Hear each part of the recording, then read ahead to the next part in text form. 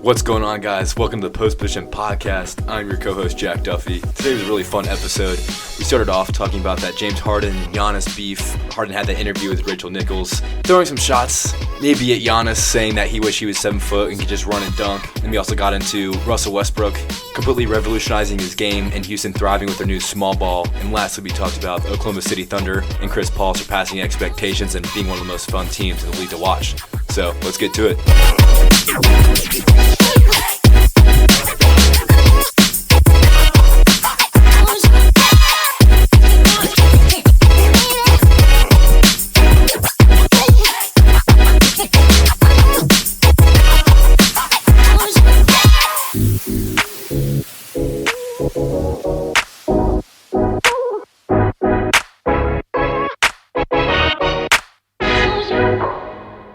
Welcome and thank you for tuning in to the Post Position Podcast brought to you by the Painted Lions, 3Ps.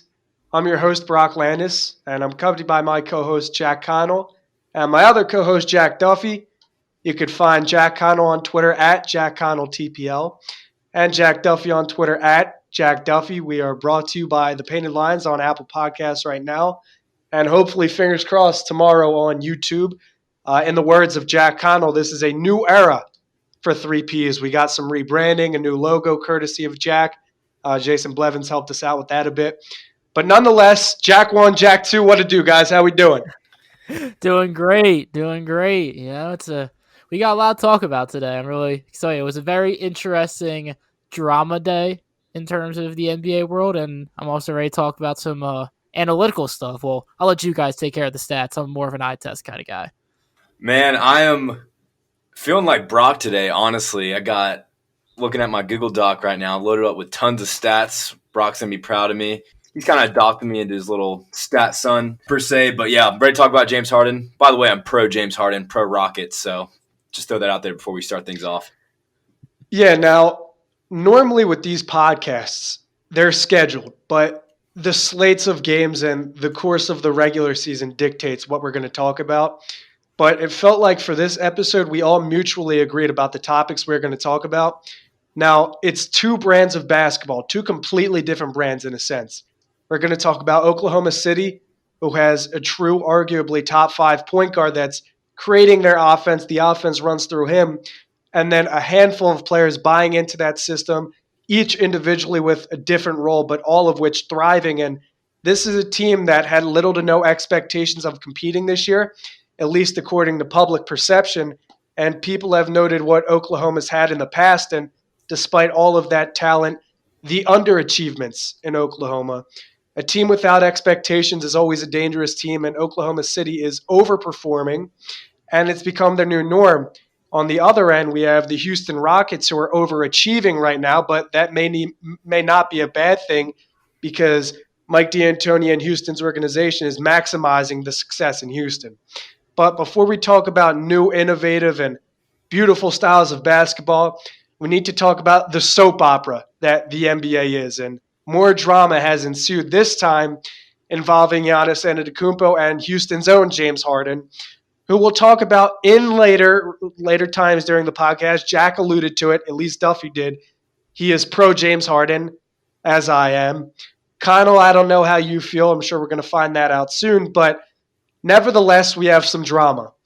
And just a couple podcasts ago, Jack Connell, you and myself, we were talking about this James Harden and Giannis Antetokounmpo beef. There seemed to be tension there that neither of them really publicly spoke about. ESPN and Rachel Nichols do a sit-down interview with James Harden, and of course the reporter brings up the question, well, here's external noise. People want to know your answer. How do you feel? She kind of backed him into a corner and baited him into answering a question, but it seems like James Harden was outspoken when talking about this topic in regards to Giannis Antetokounmpo and what Antetokounmpo has said in the past about James Harden, especially about not being a pass-first player. James Harden said, quote, "I wish I could just run, be 7 feet, and run and just dunk. Like, that takes no skill at all. I got to actually learn how to play basketball and how to have skill." Now, of course, people are going to read into this way more than they normally should. But Connell, Duffy, Jack 1, Connell, that's you. We'll start with you. How did this quote make you feel? What are your reactions to this Giannis Antetokounmpo and James Harden beef? Really break it down for me. So I want Duffy's ready to tell this whole story. I'll just say what I think he doesn't have a piece of and where I stand. So I think I just saw a notification pop up. The first implication of this Harden Giannis beef, and it dates back 6 years ago. We're talking 2014. Young Giannis. So it looks like here Harden's bringing the ball, but he's looking to try to do a crossover, and he pushes off on Giannis. And Giannis falls. They call the foul on Harden, and Harden's complaining to the ref, and Giannis gets in his face and kind of swats the ball away.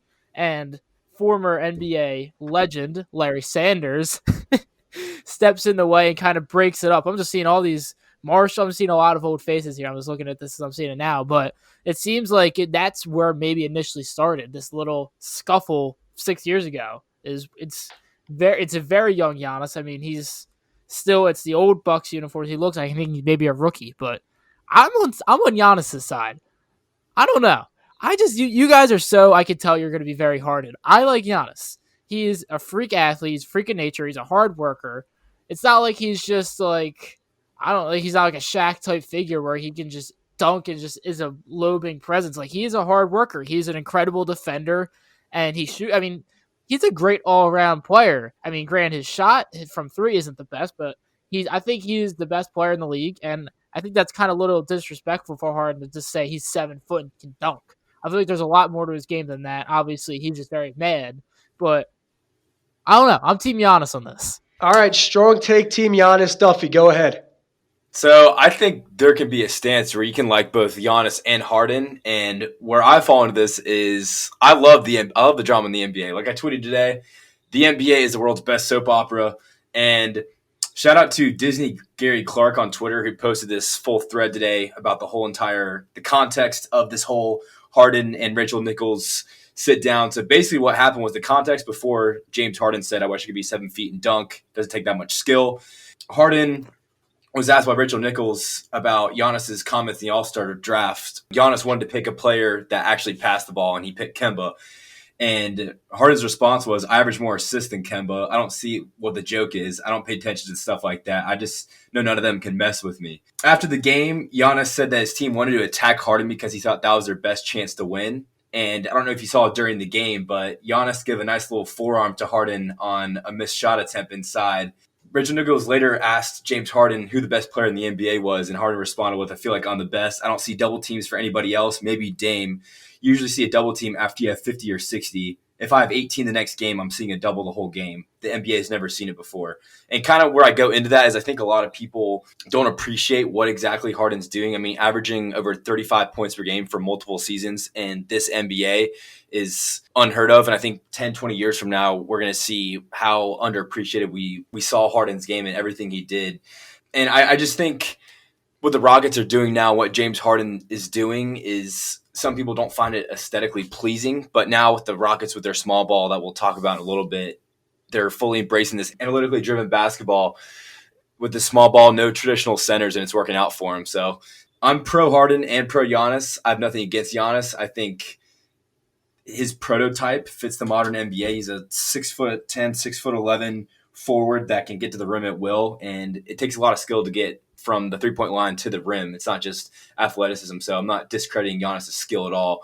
But in the same breath, I'm also going to praise Harden for what he's doing. He's playing within the rules of the game, and he's the best scorer the NBA's seen in 10 years. Now, I wear a 76ers tinfoil hat. Even when I have the hat on, I appreciate greatness in the NBA. I appreciate both Giannis Antetokounmpo's impact and James Harden's impact. I feel sympathetic for James Harden in this situation, though. And he kind of talked about it in the interview following up this question, and he said, people don't really appreciate greatness until it works out or until the player or the catalyst is gone. And that kind of coincides with your point, Duffy.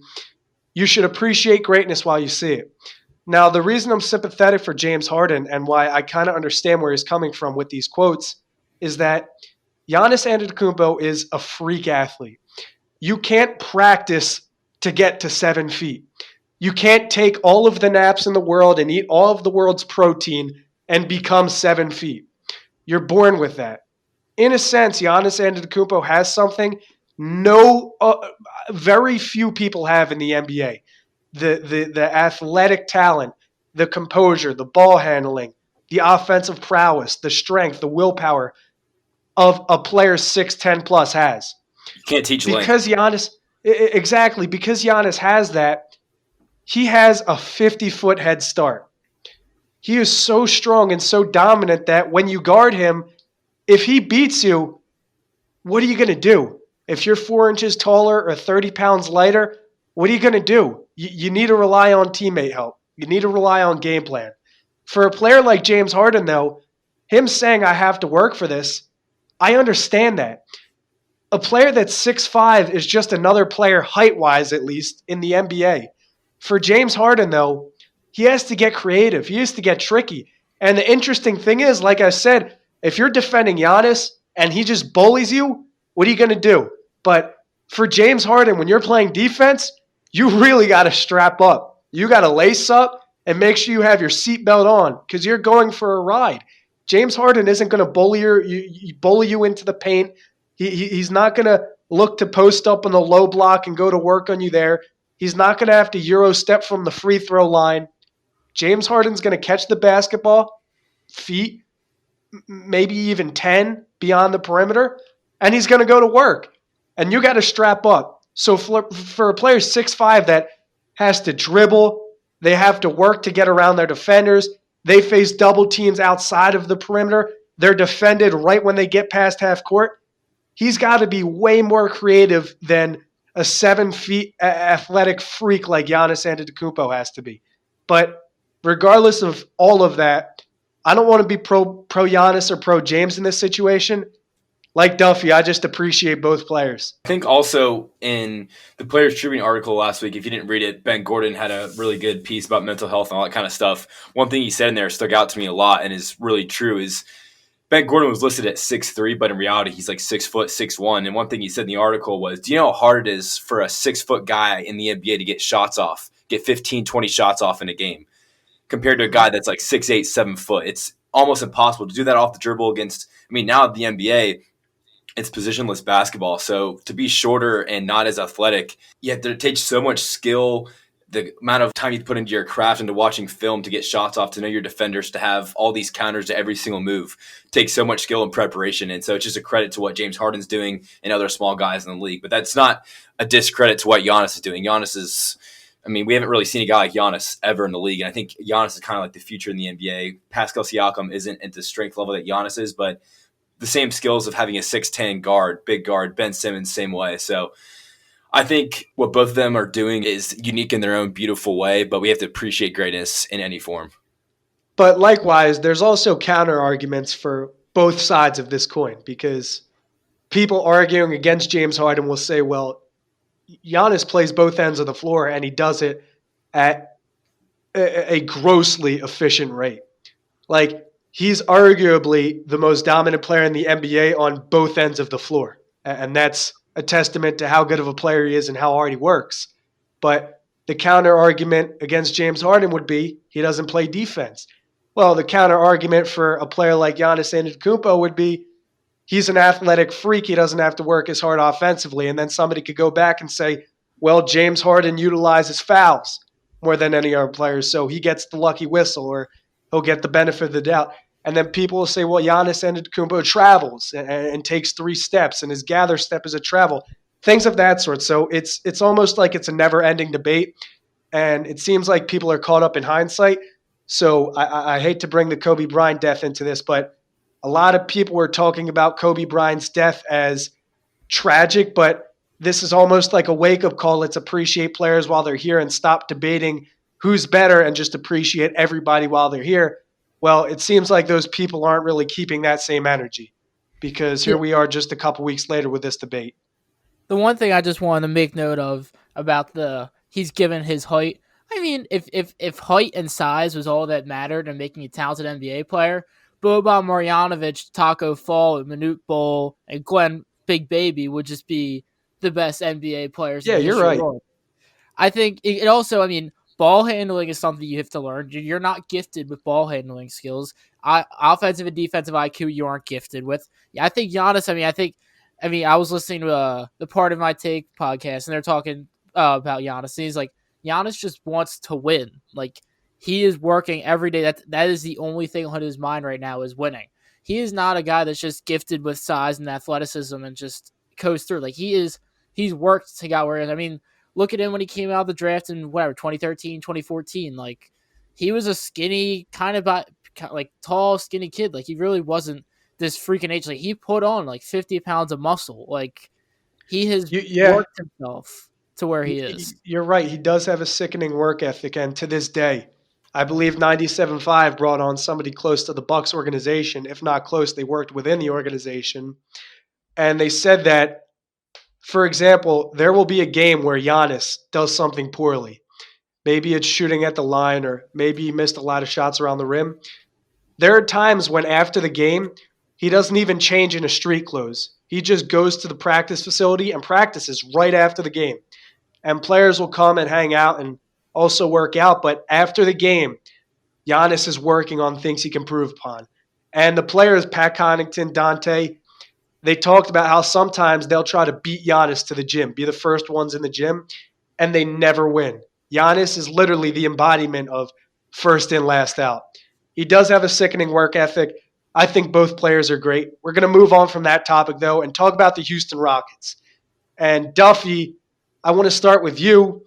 I know you're unbiased, but you are a fan of the Houston Rockets and the way they play basketball.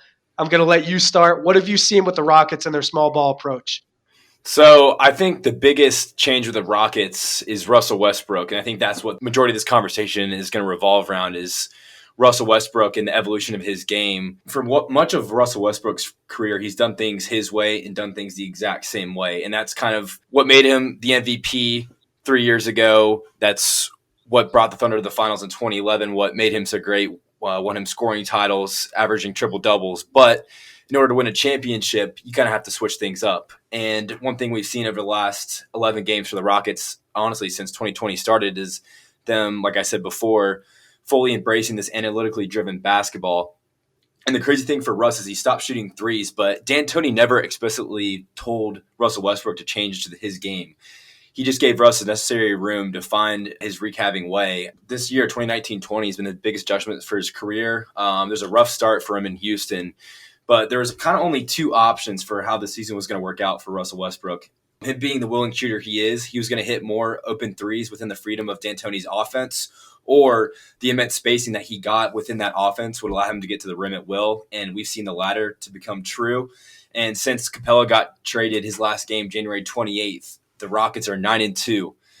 And Capella's last game, January 29th, he played 17 minutes and was a minus 15 in a 13-point loss. And since then, the Rockets are scoring 4.9 points more per 100 possessions, and they don't have any traditional centers on the floor anymore. And so it just allows Russell Westbrook to relentlessly attack space. And when Capella was on the floor with Russell Westbrook before, 50% of Russell Westbrook's field goal attempts with Capella off the floor were inside the paint. And when Capella was on the floor with Russ, it got down to 25 to 30%. So now that only traditional center left on the roster is out of the equation, it completely opens up Russell Westbrook's game, and then it kind of just completely revolutionizes the entire Houston Rockets offense. I think I've been very adamant on this podcast before about how I didn't think, it might even have been like an episode or two ago, I did not think this was going to work. I still have some doubt in my head that it will not work come playoff time. But regular season right now, Russell Westbrook has been incredible. I mean, Duffy, all the stats, Duffy's, I can't repeat. Everything's perfect, and I can't even remember off the top of my head. There's a lot, but it was all good. His ability just to run to the basket and play as his athletic, physically imposing self with no center in the way has obviously opened up his game a lot and has shown to be very dominant. His Oklahoma City days, I mean, he had Steven Adams, but Steven Adams kind of just stayed out of the way offensively, and Westbrook was able to do his thing and put up his triple-double seasons and be dominant as he was in Oklahoma City.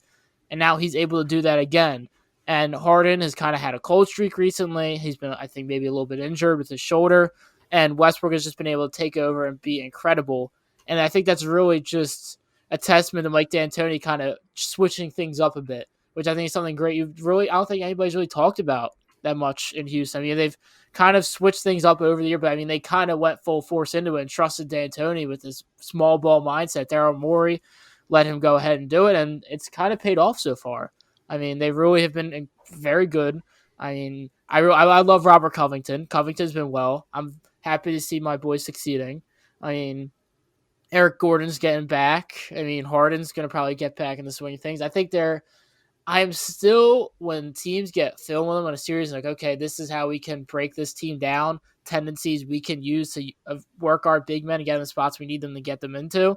I think that might be where you might see them falter a little bit. But, I mean, through the regular season, I think they've been just fine. You're going to see them secure, I think, probably a top 4 seed in the playoffs for sure.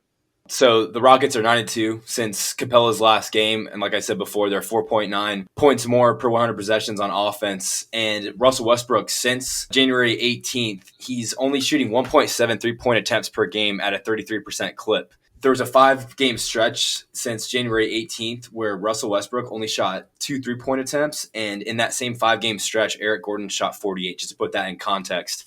But since January 18th in those 14 games, he's averaging 33.5 points per game, 8.2 rebounds, 7.3 assists, and 2 steals. Like I said before, he's 54.4% from the field and only shooting 1.7 3-point attempts per game.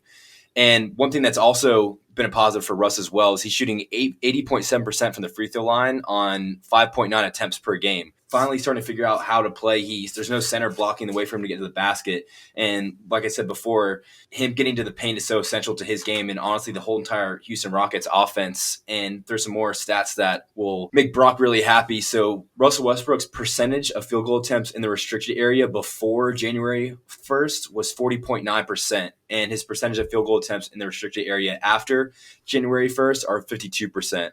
And his field goal percentage in the restricted area now is 63% compared to 57% before. So he's getting into the restricted area more and shooting it at a higher clip. I love everything you guys said, except I'm really appreciative of what's transpiring in Houston. I like that Houston's becoming more innovative, and they're not trying to play a different style of basketball. They're not trying to copy any style. They're not trying to replace players. They are putting their players first and maximizing the talent on their roster. Having said that, I think Houston has the talent to sustain regular season success playing small ball. But like Jack Connell said, I think this style could be problematic in the playoffs. But nevertheless, I applaud what they're doing. I think it's successful in the regular season because if a basketball team plays a specific team Monday and then a completely different team Wednesday, and then a completely different team Friday, a brand new team Saturday, then Monday, it's back to a different team. Maybe Tuesday, you play a team you played in the previous week. Well, each game warrants a different game plan. It's a very vague and simple game plan normally. You try to neutralize the opposing talent, you do what's working for you best, and then you play the game. In a 3, 5, 7-game series, you can implement a more permanent game plan, a more complex game plan. So, for example, if Philadelphia and Toronto play on Monday night of a certain week, well, maybe Toronto defensively wants to limit Joel Embiid in the paint. So they kind of force him to work towards the back end of the perimeter or outside. They neutralize him in the paint. Well, then Ben Simmons will play downhill, and Ben Simmons has a great game. Philadelphia wins against Toronto. The next time they play, Toronto, maybe a week or two later, might employ a different game plan where we're going to neutralize Ben Simmons driving. We're going to force the Sixers to either force the ball in the paint or shoot long threes. And then Ben Simmons kind of disappears. Joel Embiid has a fair game. Things like that. It's different on every given night of the regular season. In the playoffs, however, well, if something's not working for us the first game, we're going to improvise or we're going to revise the game plan and see what works. If we find that works, here we go with that for 3 games. Maybe we take 2, lose 1. We'll go with work for what best in the 2. So you can set a more permanent game plan. My problem with the small ball is that if Houston has to match up with the Lakers or the Clippers, and let's say PJ Tucker's fine against a guy like Rudy Gobert because Gobert scored 18 points against Tucker. Houston wins the game.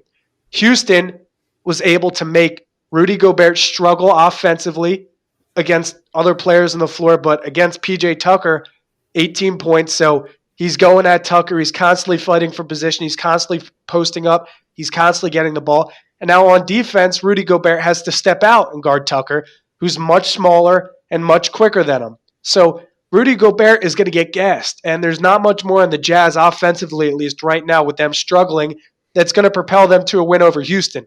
A team like the Lakers, well, the problem becomes there's very few guys, like I said, over 6'10", that are athletically good. They're athletically talented enough and good enough on both ends of the floor to basically do anything.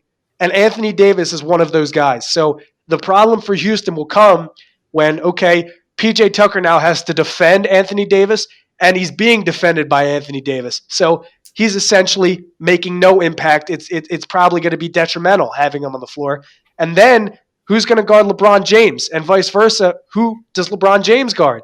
And against the Clippers, if Montrezl Harrell, okay, PJ Tucker may not have to have as much of an offensive struggle while he'd have being defended by AD, this time by Trez Harrell. Well, now who guards Kawhi Leonard? And who does Kawhi Leonard guard? Who guards Paul George and vice versa? So I think Houston's going to struggle to match up, but with small ball, it's been fruitful for Houston of late. They've gotten 5 more three-point attempts per game post-All-Star break. Their offensive rating was 113.2 pre-All-Star break. It's 125.4 now.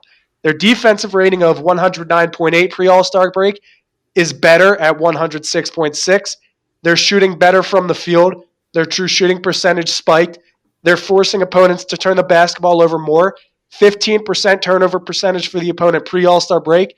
It's almost at 17 post-All-Star break. And in 14 games in January, the Houston Rockets took 564 threes total. In 10 games so far in February, they've taken 483. They've made more corner threes, and they're on pace to shoot and make more threes in 12 games in February, which is 2 games less than they did in January. They're getting more catch-and-shoot opportunities in this month than they did in the previous month, precisely 8 more a game.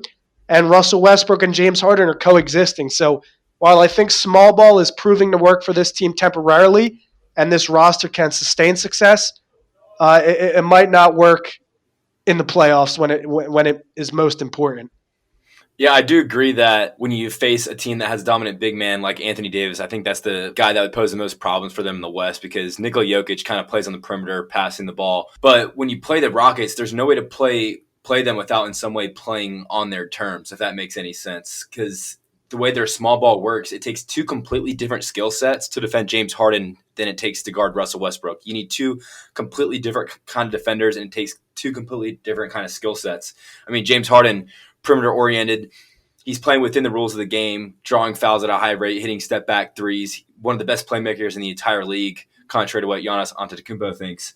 But, I mean, even in this same stretch that people were saying Harden's kind of falling off and Russell Westbrook's playing well, Harden's still playing well. He's averaging 33.2 points per game and 7 assists per game, shooting with a 66.1 true shooting percentage. So that's pretty good. And one thing that D'Antoni said last week was, when they were playing with their bigs, he said before defenses were just leaving the big man right at the lip of the rim. Now they have a hard time doing that, so it's way different. They double-team James, but when they double-team now, Russell has a free run to the basket. So it's just their offense has changed, and it's going to be hard to defend, because now if you watch the Rockets, a lot of times Russell Westbrook catches the ball at the free throw line compared to what he used to do, catch the ball at the three-point line and in the perimeter. So Russ catching the ball at the free throw line, he still has the speed and the strength to get past guards in that way. And also with their small ball 5, you kind of have to have, if you're going to try to play big against Houston, you're going to have one of those tall guys like a Zubac or JaVale McGee or Dwight Howard on the floor, and Houston is just going to completely eat them alive. If you run a pick and roll with James Harden, he's going to either attack the switch or he's going to attack the guy that helps or hedges hard. So it's kind of a pick your poison against the Rockets. And it's what Russell Westbrook has done has been really impressive. He stopped shooting threes, and that's kind of what the problem was for a lot of his career. And so the fact that Russell Westbrook has embraced the fact that he's not a great three-point shooter and he just needs to embrace his strengths kind of speaks a lot to his character, and it just kind of shows that he wants to win a championship. You did raise a good point there, and something I observed in watching Houston against the Jazz is that almost every one of their baskets, not one player is within the perimeter. It's literally a 5-out offense, and the only time a player moves within the perimeter is if they're setting an off-ball screen to free a shooter, or if it's the player with the ball penetrating. But I think Houston is really making a huge impact on basketball, whether it be temporarily or for the future. But if you watch a lot of their offense now, very rarely does their offense occur within the perimeter. It's 5 out. And I think, Jack, you're right. That's tough to defend sometimes because there are plays where Eric Gordon drives, he penetrates into the paint, and a defense can't really swarm to defend that. So it's a one-on-one in most cases, and Houston can exploit mismatches. If a player drives and 3 defense players collapse, well, there's a kick opportunity, and you look at who's on the wing. One of the best catch-and-shooters this season in Ben McLemore, one of the best catch-and-shooters this season in Robert Covington, James Harden, or Russell Westbrook. And it's just really tough to defend them. I agree. I'm just not sure how well can work in the playoffs.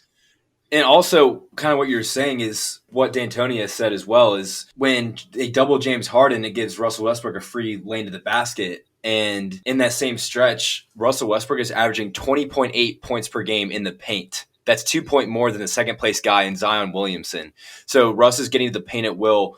He has 29 straight games of 20-plus points, which is the longest stretch of his career. Like you said, if Russ is driving to the paint, teams aren't going to go and collapse and help on that because he's got 4 of their shooters around him. He has James Harden, he has Eric Gordon, he has Daniel House, he has Robert Covington. He has so many different guys he can kick the ball to. Ben McLemore, he said, over 40% on catch-and-shoot threes this year. There's so many options within their offense, and it takes so many different guys on the floor to work together to have a game plan to exactly stop them. So it is really cool because I would like to see the league adopt this style of having no traditional centers. And the big men for Houston, quote-unquote big men, are Jeff Green, 6'8", 235, Robert Covington, 6'7", 211, DeMar Carroll, 6'6", 215. And one thing we saw with the Warriors a few years ago and what they've done in the past when they're going to the finals is they would play the quote-unquote small ball that a lot of people thought the NBA was going to adopt. But Draymond Green was only playing the center position for short spurts of 10 to 15 minutes per game. And Steve Kerr kind of talked about that when he was speaking on the Rockets last week. And he was saying that it's just crazy how they only played Draymond 10 to 15 minutes per game, and they thought that was a lot. But now PJ Tucker, a 6'5" full-time center now for the Rockets, is playing that for the entirety of him being in the game. And also in the ESPN interview, James Harden spoke about playing small ball, and I think what he said was really significant. He said, partially, we did this because we're not a great team in transition. Our transition defense isn't the greatest. We don't always get back and recover in transition, but now we both have guys that will kind of make us get back in transition, say, hey, come on, let's get back. And Jeff Green, Robert Covington always hustle on the defensive end. And at the same time, you have guys rebounding now. It's a collective unit as opposed to just one rebounding center. So it kind of gives all 5 players in the court incentive to box out and crash and get a rebound. If we want to play offense, we're going to have to box out. We can't rely on a traditional center to just scoop and find the outlet pass. Now all 5 players on the floor have to work together to find that space and then furthermore crash and get rebounds to kickstart offense. I think that's interesting that he said that, and it makes sense now. If you're a casual fan, you may not understand why a team that could run the pick and roll or why a team that could use a center might not use a center. And now if you look into the situation a little more, you kind of understand it, and Houston has only benefited from going to small ball. It's 3-pointers and fast break points, and Houston overwhelms their opponents with both of those things, and it's just the latest evolution of Morey ball. The last evolution was the ISO-heavy basketball, and now it's the small ball 5. And just this basketball, positionless basketball that's going to take over the NBA. I hope so in the future. And yeah, it's just tough for opponents to come into these games and know exactly what they're going to stop. They're going to stop the best scorer in the league in James Harden, or they're going to stop one of the most electric players in Russell Westbrook. And like you're talking about the rebounds, is James Harden and Russell Westbrook are 2 of the best rebounding guards in the entire NBA. I put Kyle Lowry in that conversation as well. So having those 2 guys and PJ Tucker, who's playing 6'5", but plays more like a 6'10" guy with his 7-foot wingspan, it has to be a collective effort, like you said. And this entire team is bought into this. And Eric Gordon now had a really rough start to the beginning of the year. I think at one point he was shooting 29% on catch-and-shoot threes and was shooting over 40% off the dribble. And now I think his catch-and-shoot numbers have gone back up. I took those stats a couple weeks ago. But Eric Gordon's getting out of that rut he's in, and this entire team is just embracing this analytically driven basketball. So I'm really interested to see how it works in the playoffs. I think first round, Houston's likely going to get Denver or Utah. And I think in a 7-game series, they would have the edge on both of those teams. Because I think one thing that's big in a playoff series, and we're talking a month or two in advance, 2 months in advance right now. But one thing in a playoff series that's huge is having a guy down the stretch to score points, and that's been a really big problem for Denver because Jokic is one of the best facilitators in the NBA, but Jamal Murray hasn't shown that he can be a closer. Gary Harris obviously has his flaws. I think Michael Porter Jr., the ascension of him in the future, will weigh big on this decision as well, but Utah Jazz as well. Donovan Mitchell isn't a closer. Rudy Gobert's on the offense. He's more just a roller and getting offensive rebounds. And Mike Conley can be a steady hand on offense, but they don't have one of those guys that can close out games and score points when the pace slows down, and the Rockets have two of those guys. And their offense is one of those that works in the playoffs because they can play both well in transition and in the half court, and that can be defenses in both of those ways. Jack, you brought up a great point about players buying into this Houston system, and Houston went out at the deadline and traded for Robert Covington. And Connell, that's your boy. I wanted to talk a little bit about Covington. On the floor, Houston has a 118.6 offensive rating with Covington. When he goes off, it drops to 112.7. Their norm is 114. So Covington helping out on defense as well. Their defensive rating drops to 103 when he's on that end of the floor. It's normally 109. So, of course, an added bonus. When he's off the floor, it spikes. It goes up to 115.7. So his impact is really missed when he's not playing. Almost 4 blocks a game in the past 4 games. The NBA issued a drug test for Robert Covington as well. Only 88 minutes played with Daniel House, Westbrook, PJ Tucker, and Harden. But together, the 5 of them have a 124 offensive rating and a 98 defensive rating. Their true shooting percentage is up over 60%. He's been incredible for Houston so far. Jack, what have you seen? I mean, I just love him. I mean, I've always loved Robert Covington since his days as a young Sixer. He thrives as an off-ball defender. I mean, that's really where he lies. I mean, you mentioned about the blocks and everything. He's a good on-ball defender, but his off-ball defense is really where he thrives. And I think he's just a perfect fit in Houston because I think anybody 1 through 4, he can really kind of stay with for the most part. He's an all-defensive player, and he kind of thrives in good systems. So you saw him, he excelled in Philadelphia. I mean, he was very controversial in his play style, his three-point shooting volume, but I think everybody could agree his defense is where he made his money. That's where he came from. And when he got shipped off to Minnesota, he kind of wasn't really seen much, but he was known as a player that could succeed. And now he's in Houston, he's in the limelight, he's in the spotlight, and he's showing why he's one of the best contracts in the NBA. He's making about $10 million for the next 2-3 years. Absolute steal of a deal. I think he's fantastic. I mean, he can pull up a 3. His offensive game is helpful, but with Russell Westbrook, PJ Tucker, Eric Gordon, James Harden, all these guys sharing the floor with him, it's not really a necessity for him to be performing in the offensive level like he has in years past in Philadelphia shooting the 3. He doesn't need to do that as much. His defense is what they need him for. That's what they paid for, and that's what they're getting. You kind of just put up all those stats about the defensive rating, and he's just been phenomenal. I just have always loved Covington. I've always been a big Covington guy. And like I said, he's just making his money there in Houston. He's really showing the league why he's one of the best defenders out there. I agree. I really like his off-ball defense, like you mentioned, and the way he plays help defense is unmatched throughout the league. He's very active defensively. He's got good length. He fills passing lanes. His wingspan allows him to come up with a ton of deflections and steals. So Covington thriving in Houston. And guys, I wanted to propose the question, is the duo of Russell Westbrook and James Harden the best guard duo or maybe even duo in the NBA right now and the NBA in years past? Now, before the season, a lot of people speculated that the two of these couldn't coexist on the floor, and their games are merely identical statistically.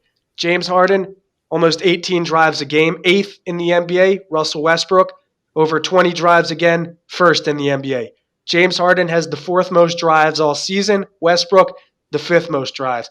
Both top 8 in driving assists. James Harden, 14.3 isolation possessions per game, so about 14 a game. 785 total. He has more isolation possessions than any team in the NBA. Wow. Russell Westbrook, a little over 7 isolation possessions per game, so half of James Harden's amount per game. But he has the 2nd most isolations in all of the NBA right now, 359 total, which is more than at least 8 teams in the NBA. James Harden, 18.6 assist points created, which is 10th in the NBA. Russell Westbrook, 1 more, He's 7th in the NBA, both top 10 respectively in assists per game. So statistically, these guys are merely identical, but the two are averaging over 60 points per game this year, which is frankly the most of any duo we've seen in the past decade. It's more than Yao Ming and T-Mac, Durant and Westbrook, LeBron and AD, LeBron and D-Wade, Durant and Curry, and Shaq and Kobe. So guys, is this potentially the best guard duo or best duo in general we have seen in the previous couple of years in the NBA? So wait, do Westbrook and Harden each have the number 1 and number 2 most isolations in the league? Yep. If I remember, wow. I'm trying to. First That's and almost like second. 1,000 isolations.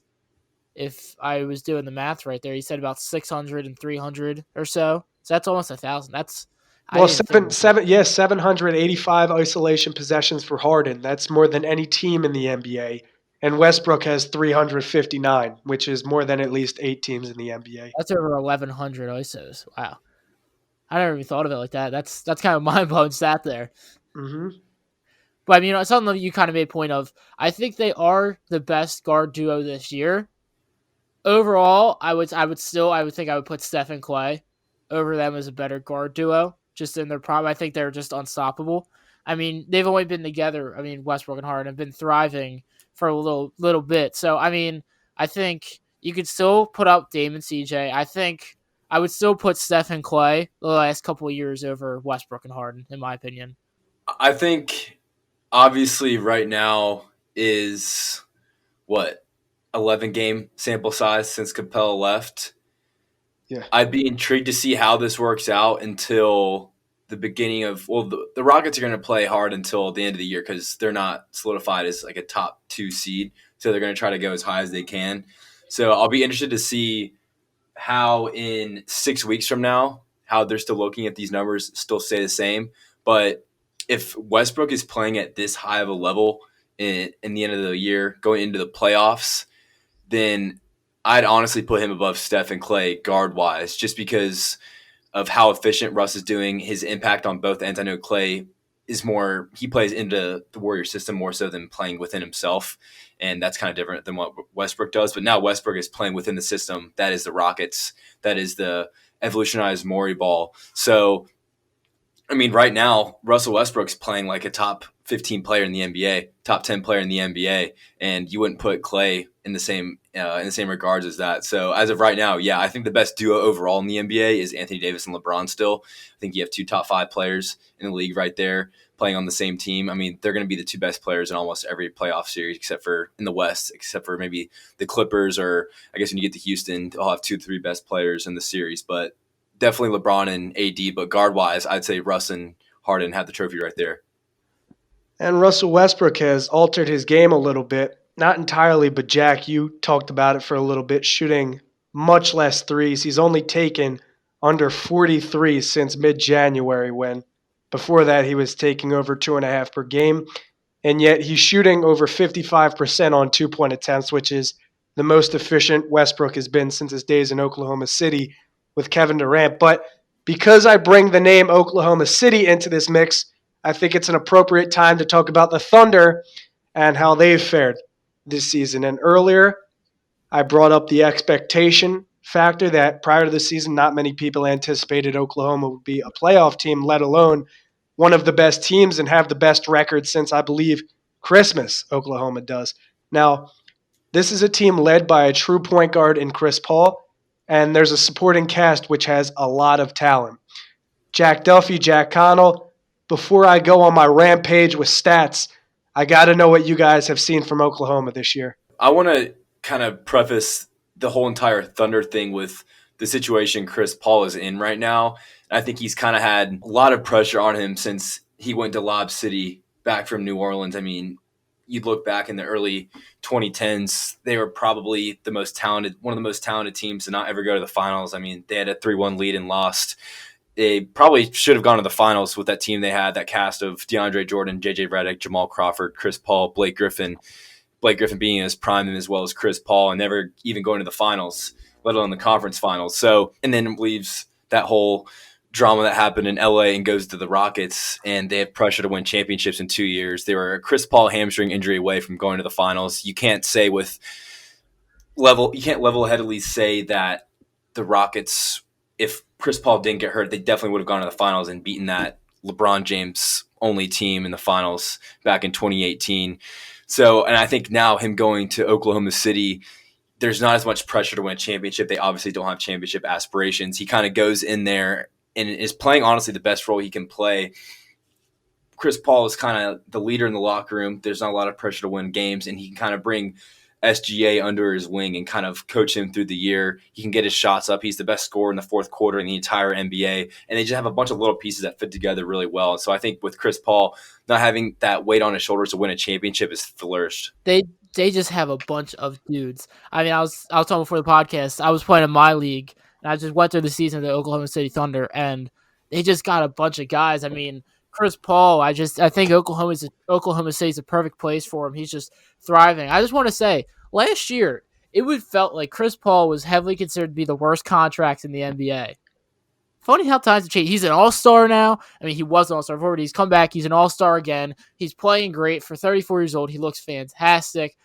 I just love how he plays. You got Dennis Schroeder, who's probably the sixth man of the year.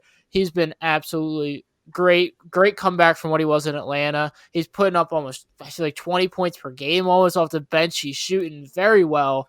I just love how he's playing. Again, you have Shai Gilgeous-Alexander, who's just been incredible, great developments, had a great first year in Los Angeles. He comes to Oklahoma City. He's got being mentored by Chris Paul, as you kind of said, Duffy, and he's just continuing to make leaps and bounds. And then you have Danilo Gallinari, who I feel is one of the more criminally underrated players in the NBA. Almost went to Miami, stayed put. He's been pretty healthy this year. Steven Adams, probably one of the best strong centers in the NBA, probably the best screening center in the NBA. He's a great rebound machine. I feel like he's fantastic. You have Andre Roberson, one of the better defending guards. Nerlens Noel, who's had a resurgence. Lou Dort. I know you My love son. this guy. My son. Shout out Lou Dort. My son. Well, I mean, Billy Donovan has just kind of come back into his own a bit. And it's just really funny how times have changed. Last year, we're talking about Westbrook and Paul George, how this is their team, and neither of those guys are here. And Los Angeles kind of gave a haul for Oklahoma City, and both teams made out great so far. I mean, you've got, 4 first-round draft picks, Shai Gilgeous-Alexander.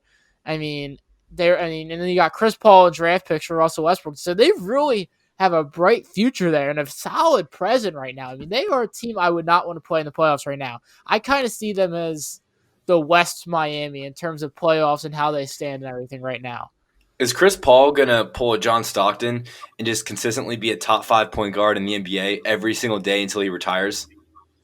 I think he's there. Honestly, I think he's there.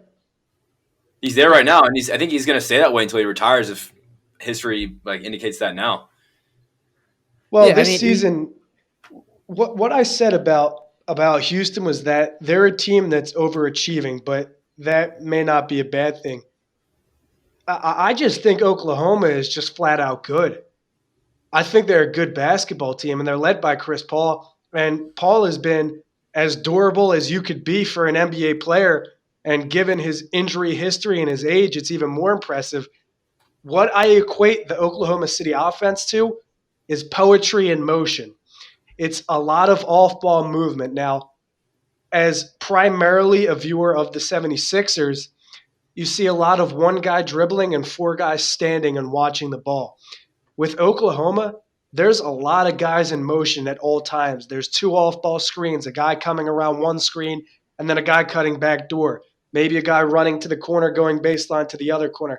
And it's all led by this point guard that has fantastic IQ and fantastic court vision. So when you mention top 5 point guards, I don't think you can mention them without putting Chris Paul's name in that list.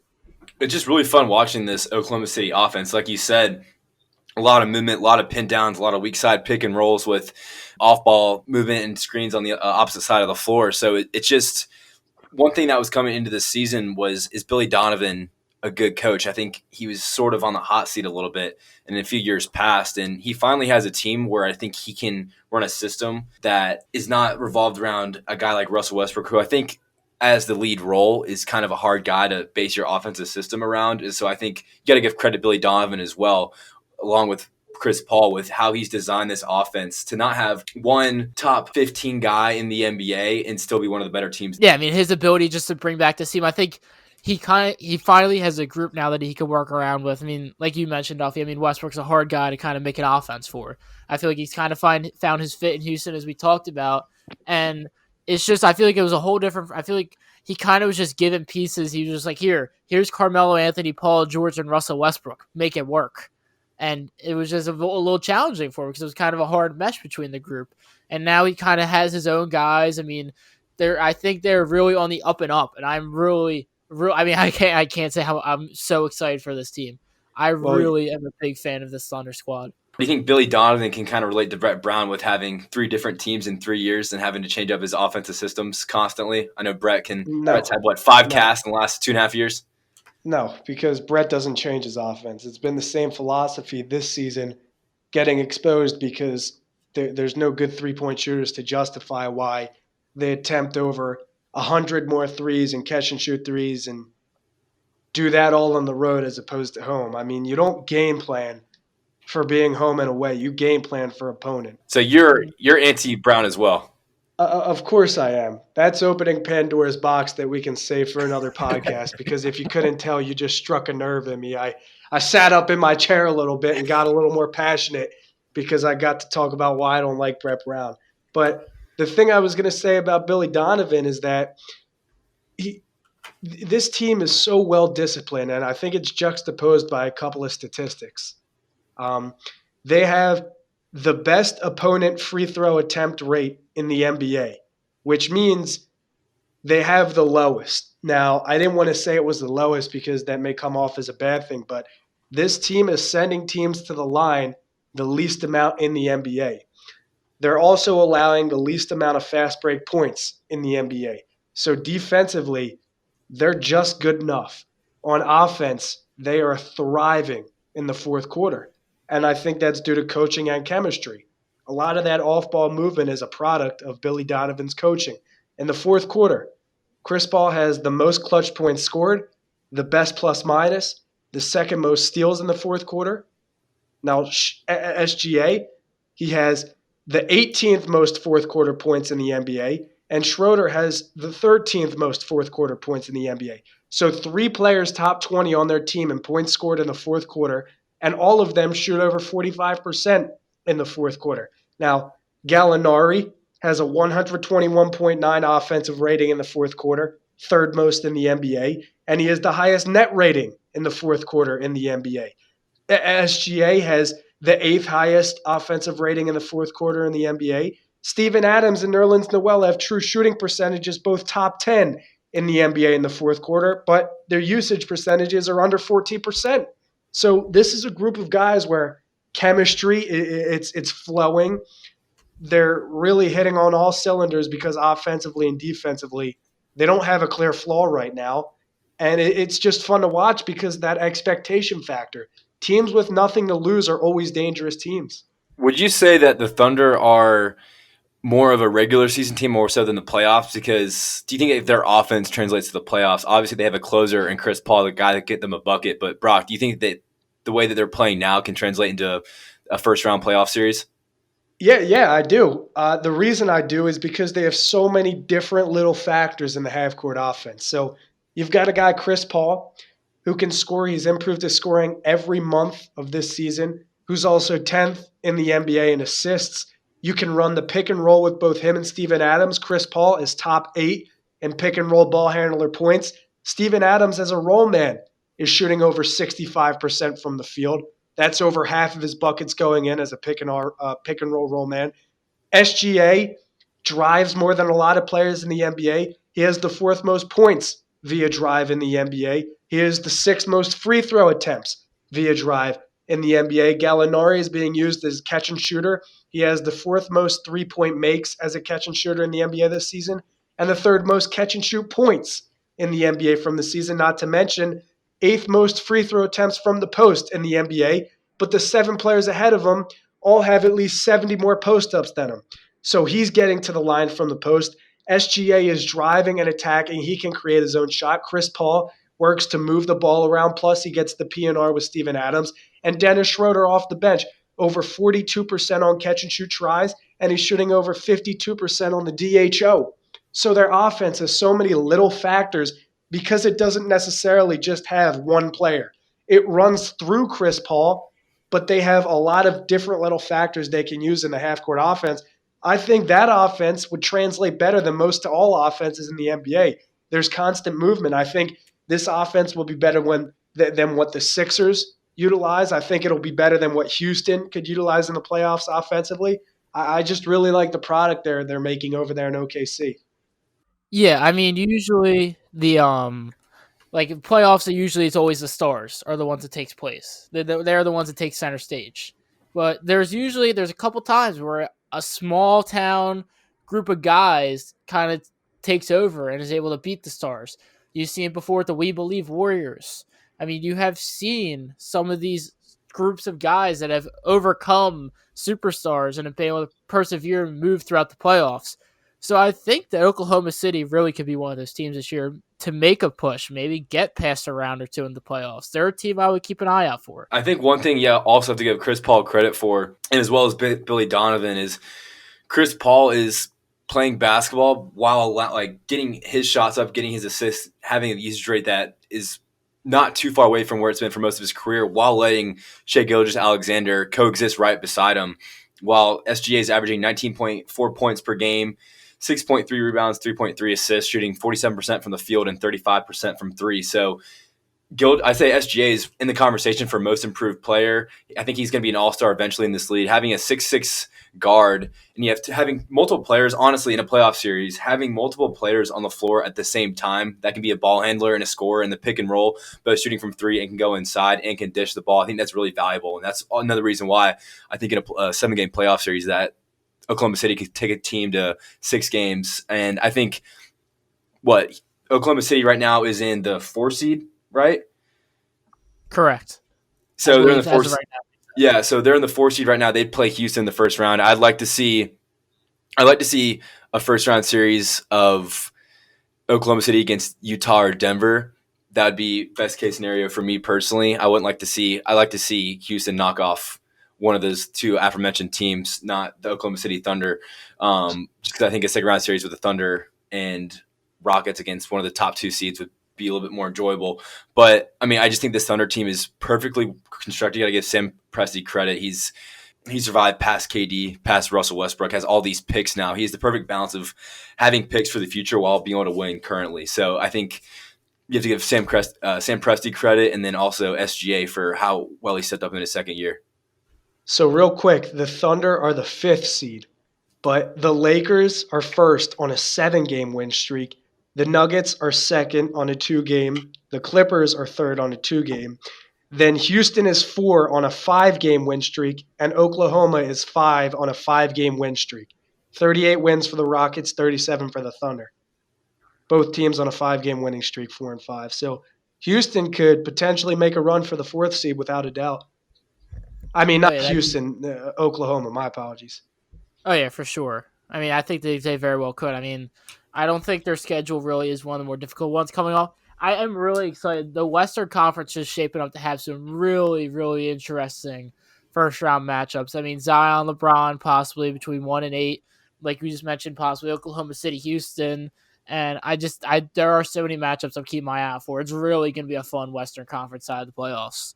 I agree. I think the playoffs this year is going to be a lot of fun. But one thing, as the great Jason Blevins always tells us, is don't scoreboard watch until April, i.e. don't look at standings until April. It's fun to fantasize about it now. And I think the way that it's looking to shape up now, there's no matter what, inevitably there's going to be a lot of fun matchups in the first round. But, I mean, I've seen people talk to me on Twitter like, oh, who can blah, blah, blah, talk about so-and-so team go to the 8 seed, 7 seed. What about this team getting the 5 seed? I'm like, all right, it's fun to think about it right now. And I think in retrospect, thinking about potential matchups is good to think about now before the playoffs. But I'm just kind of giving a warning to some people out there that have teams that are people who listen to this podcast that have teams that are in a 9 seed or a 10 seed right now that are saying, oh, well, we're 3 games out right now. It's like, all right, well, hey, take a step back, see how they do in the next 4 weeks. Check in April and see how they do, and see how the last 2 weeks plays out. But yeah, man, this Thunder team, a lot of fun. No one really expected it. I think some people kind of had the Thunder in the same breath as the Miami Heat, not both of them playing well, but they could see them playing really well or really bad. And we've kind of seen both of those teams exceed expectations. All right, well, I think that's a great place to end. We talked today about the Western Conference, and it's always good to go west and look ahead towards the playoffs because sports are hypotheticals, and that's what makes sports fun. So we're going to wrap it up there for the Post Position Podcast, brought to you by The Painted Lines. You could follow this podcast on @the Post Position Podcast Twitter and @Post Position Podcast on Instagram. We got some social medias. For Jack Duffy, @JackDuffyTPL. Jack Connell @JackConnellTPL. And for myself, Landis Brock, follow us on Twitter and make sure to stay tuned for the next episode. We'll be on Apple Podcasts and hopefully tomorrow on YouTube. Thanks for tuning in, guys.